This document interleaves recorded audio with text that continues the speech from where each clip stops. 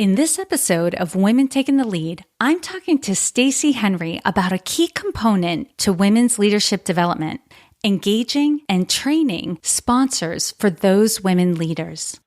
For someone to pause and say, okay, and how are you going to support and what are you going to do? And what as a leadership team, as an executive leadership team, will be your responsibilities? That was a game changer. Hello, my name is Jody Flynn and welcome to Women Taking the Lead, where we are all about creating blasts of inspiration to help you overcome self-doubt so you can lead with confidence, integrity, and a sense of humor. Head over to womentakingthelead.com to join the community and get the resources to support you on your leadership journey. Now, your future awaits, so let's get started. Hello, everyone, and thank you for joining me. I'm here with Stacy Henry, who is the owner and founder of CenterBranch. It's a consulting and coaching firm dedicated to helping both companies and individuals perform to their highest potential. With services that include keynote speaking and workshop facilitation, women's development, and leadership and executive coaching, CenterBranch enables people to be their best so they and the companies they work for may flourish. Stacy has 25 years of experience from a variety of global industries as a leadership development expert, executive coach, and HR business partner for C-suite leaders. Stacy, that's just a little overview for everyone. It's awesome, but what else can you tell our audience to let them know a little bit more about you and what you're doing in the world? So first and foremost, Jody, I just want to say thank you for having me on your podcast. I'm a huge fan. It's really interesting hearing you kind of read over my bio because that's not how I view myself. And hearing it, I'm hearing you describe another person. And so when you say, what else? I like to say that I'm just a regular gal who's figured out leadership by making a bunch of mistakes and taking a bunch of risks throughout my career. And the way that I've gotten to the place that I'm at today is by making decisions and taking risks with career choices where I had absolutely no idea what I was doing. So I like to describe myself as a risk-averse risk taker because I usually jump into something I have no idea how to do. I figure it out along the way. And then I say, oh my gosh, what did I just do? So it's a pleasure to be here. And I share that with you because I think that a lot of folks can probably relate with, wait a minute, that doesn't sound like me. And really it is when we take stock. Yes, it absolutely, I want to reinforce you did and you're doing everything that's in your bio. Sometimes we have to remind ourselves of that. And I think a lot of people listening right now can relate to, that sense of I fell into my career. I fell into this position. And that's not necessarily true. Like even the people who will say, this happened because, someone stepped away and I had to fill a void. For those of you who say things like that, I want you to take a moment and really think about why did you fill that void? Because not anyone else filled that void. You did. And there's a reason for it. And I would venture a guess that some of the risks you took in your career were because the opportunity was before you and you got really excited. Yeah. 100%, 100% agree with that. Everything that I've done has been exciting. It's been an opportunity that's been presented to me. And while I say I oftentimes had a question around, can I do this? I don't know how to do it. I've never done it before. What has always been inside of me has been you can figure this out and you can be successful either on your own merit or by learning with whoever is around you and, finding resources to help. So yes, it's always been absolutely exciting. No, I haven't always known exactly what I was going to be doing. And that's especially true of starting my own business, but it is something that's exhilarating and I love it every single day. And there was a particular story you shared with me that definitely speaks to what we're talking about now, and actually led to what you're doing in your business now. Because when we connected, you had shared that in a previous position you held, you saw an opportunity and you actually created a women's leadership training and development program in a previous role that you played. Mm-hmm. So what I would like you to, tell me and offer the audience is, what was going on that had you feeling like this is something I need to create? Because to build something like that from scratch, even I could get a little overwhelmed and daunted by the thought of doing that. Mm-hmm. Absolutely. So while I was with Carrier, one of the programs that I built was called Elevate, and it was specifically exactly what you're saying. It was a program, and is a program designed for women who have the potential to move into senior leadership roles. And the way that we defined that was, these are women who have the potential, the capacity to move into executive types of roles. And at the time, the organization had about 20% of their population of women who filled a senior leadership role. And we looked at that and said, that's just not acceptable. And across the board, we were seeing, as gaps in succession came up, or as roles came up, they were being filled by men and by people who, either had a name in the organization, but very few were women. And so I had a conversation with the CHRO, and we were talking about, how do we elevate the visibility of our high potential women and get them into these senior executive roles, or prepare them for that. So that was really the beginning of it. And it was started because part of our goal at the time with Paradigm for Parity was, by the year 2030, the organization wanted to have 50% of their roles filled by senior executive roles filled by women. And so they wanted 50% parity. And while that sounds easy enough, okay, we have at that time, 10 plus years to do this, that was going to be a very fast pace, especially when we looked into the depths of the pipeline, and we didn't have robust succession. We didn't have the right people even identified to prepare them. So it was almost like this, oh my goodness, what are we going to do? And it felt very daunting, but at the exact same time, for me, it felt so exciting, because I had felt that. I had felt that as a woman, as a female in the organization. Well, how do I get there? And so for me, it was helping the organization to think differently and create a program that is something that I would want, but more importantly, something that everybody could rally around and move forward. And that's something we also talked about. Like, with this program, it wasn't just for the women who were going to participate in the program. You got sponsorship at all levels before even starting, so that, and explain to everyone why you did that and what you saw that made the difference for this program. Absolutely. It's one of those risky moments that I had mentioned in the very beginning.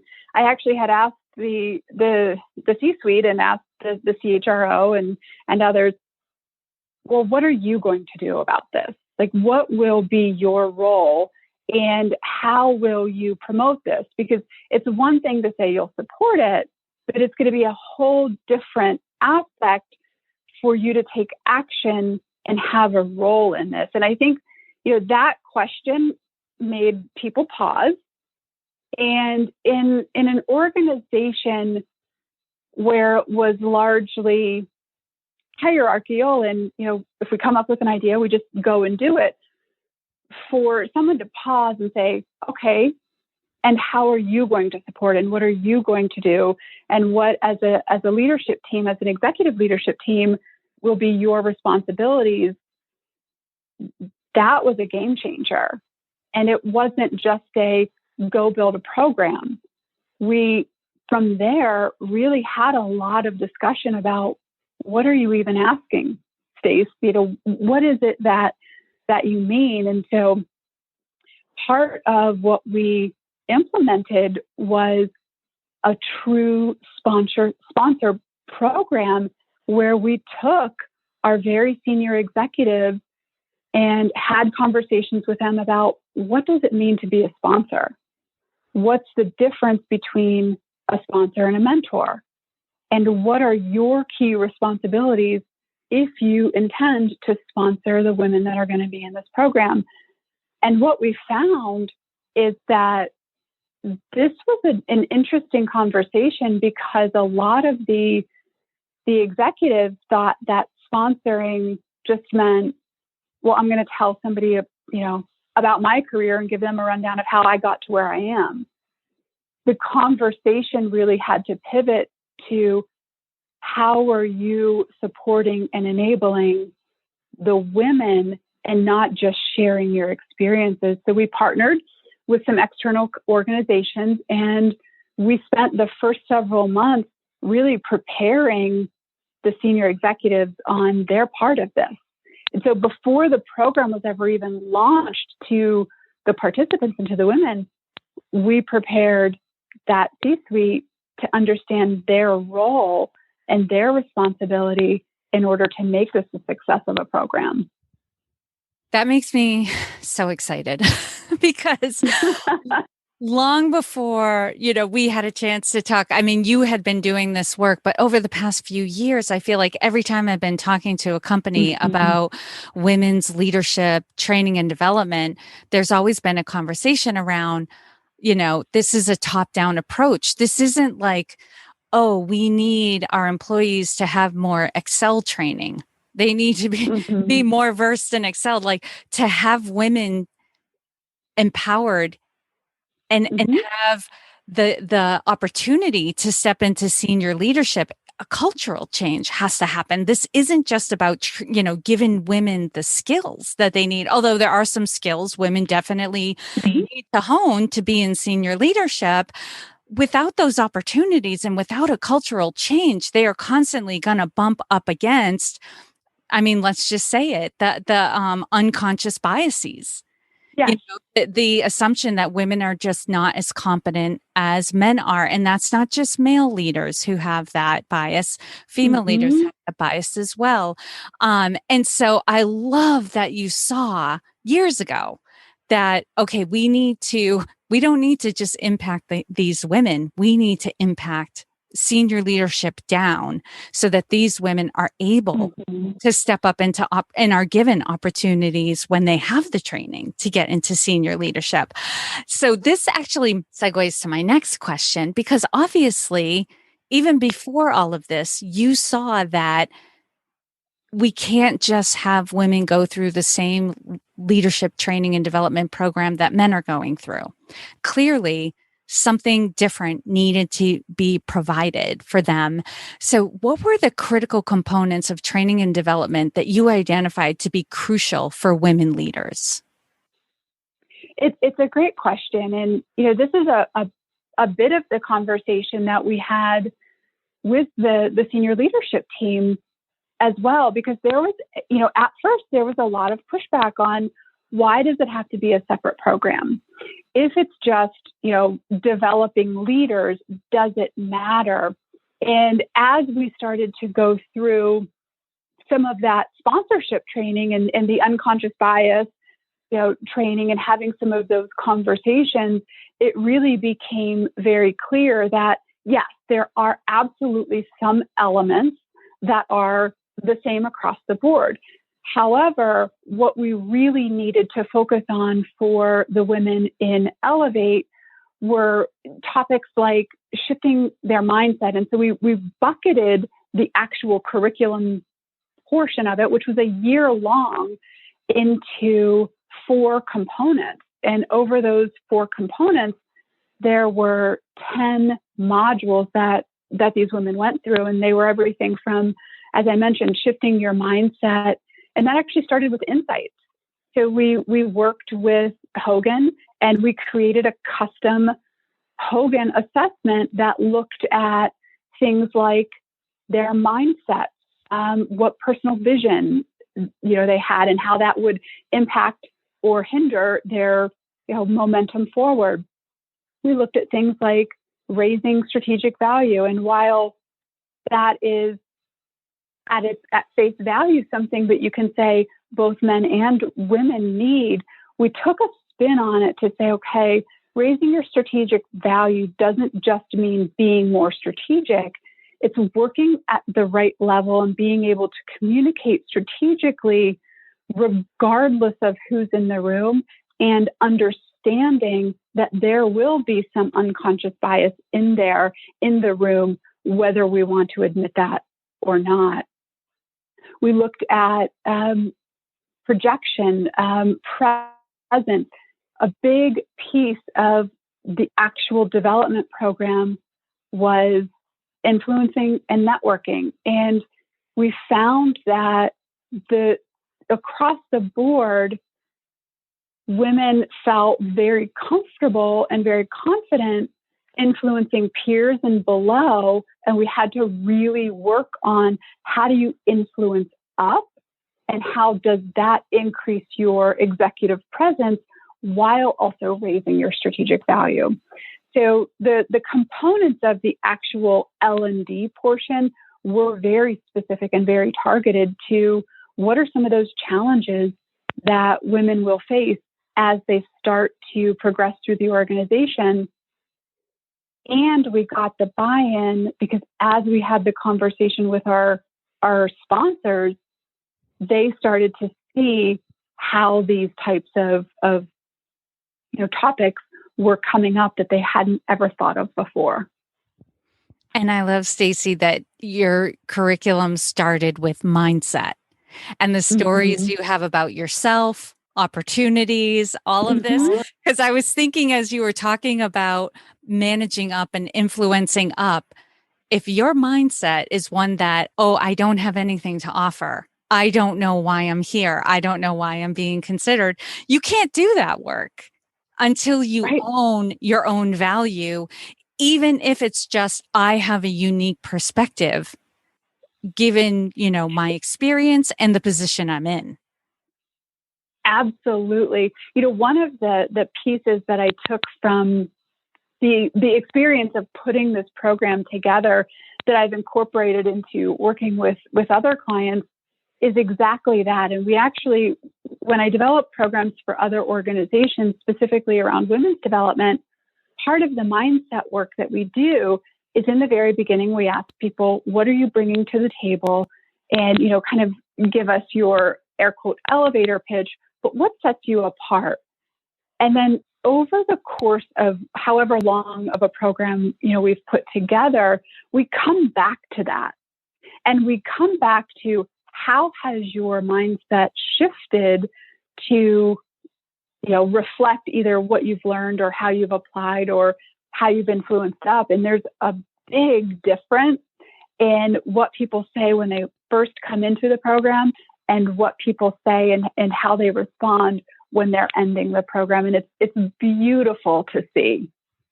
And I love that you finished there, because my next question was, I want to hear about some of the wins that these women experience through the program, or even, it just popped into my head. So I'm just going to ask it, maybe even people who weren't in the program who experienced change, just going through the process. Yeah.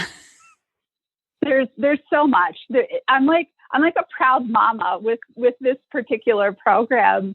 And Carrier has a big, big place in my heart, because I got to do some of my favorite work there. I mentioned when we first started talking, one of the reasons that they started the program really was to get momentum towards parity. And they were about 20% women in senior leadership roles, as of, I think right now they're at over 31%. So they've moved the needle in just a couple of years, 11% increase towards those parity goals. And so a huge win is that the women who have gone through this program have really gotten the opportunity to prepare themselves and to be prepared for future roles. But as those roles are coming available, they're moving into them. And so I watch from the sidelines, and I'm still very close with many of the women who went through that inaugural cohort, to hear, oh, I've just taken a general manager role. Oh, I've just taken a senior P&L role. And I'm really getting to watch these women move into some of the roles that many of them thought were unattainable.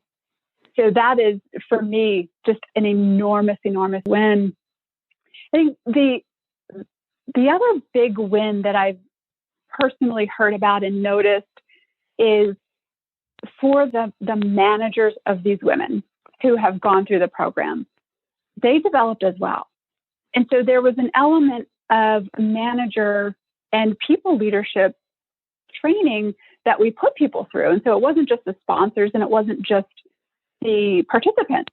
Anybody who had a participant going through, they went through a series of workshops and training as well to learn how to support their leader or how to support their participants, how to have a conversation and follow up and really make sure that they were moving through the program and supporting the best they could.